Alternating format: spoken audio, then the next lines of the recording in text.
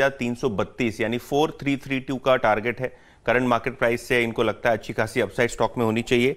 अगर हम Q1 revenues की बात करें जो आपको लगभग दुगने होते हुए दिखाई दे रहे हैं साल दर साल बेसिस पे, इसमें दो चीजें हैं। सबसे पहले तो बेस पिछले साल का छोटा है कोविड की वजह से, लेकिन अगर हम स्टोर एडिशन की बात करें जैसे अर्शदा बता रही थी 21% की ग्रोथ जो है स्टोर एडिशन की वजह से हुई है।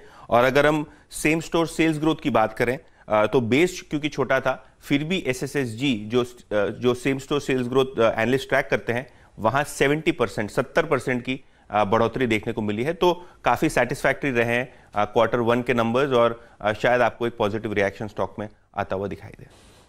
भाई पॉजिटिव रिएक्शन आता हुआ नजर आया क्योंकि सेल्स का आंकड़ा ONGC का सवाल है। सबसे ज्यादा इंपैक्ट इवेंट का इस कंपनी पे हुआ है क्योंकि जो डोमेस्टिक क्रूड प्रोडक्शन होता है और उस पे जो सेस लगाया है सरकार ने, जो टैक्स लगाया है, उसके कारण अर्निंग्स पे सब्सटेंशियल इंपैक्ट है।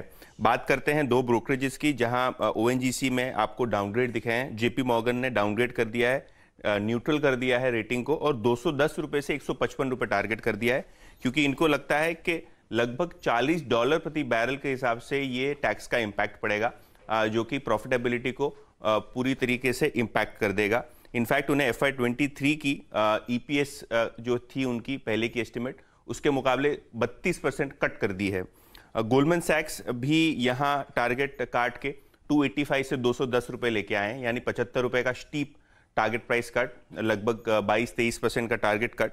और इनको भी यही लगता है कि 23 से 24% तक की अर्निंग्स पे इंपैक्ट आएंगी।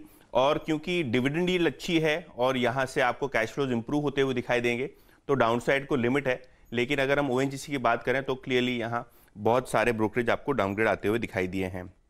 फाइनली रिलायंस पे बात करते हैं जहाँ इंपैक्ट बहुत हल्का है क्योंकि जो GRM का स्ट्रीट का अनुमान है उससे कई गुना बेटर अभी GRMs की पोजीशन है।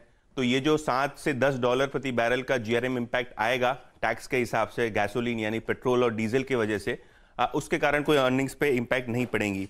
इनफैक्ट अगर हम रिलायंस की बात करें तो सभी ब्रोकरेजेस ने यहाँ बाय रेटिंग मेंटेन की है। गोल्डमैन सैक्स का टारगेट है 3240, मॉर्गन स्टैनली का टारगेट है 3250, जेफरीज ने 50 रुपए से हल्का सा टारगेट प्राइस काट के 2900 रुपए कर दिया है। और इनको लगता है कि सिर्फ कंसोलिडेटेड बेसिस पे 4 से 5% का अर्निंग्स इंपैक्ट है और शायद फ्राइडे को ये मूव आ गया था तो शायद आपको एक बड़ा इंपैक्ट आज के सेशन में रिलायंस इंडस्ट्रीज पे नजर ना आए।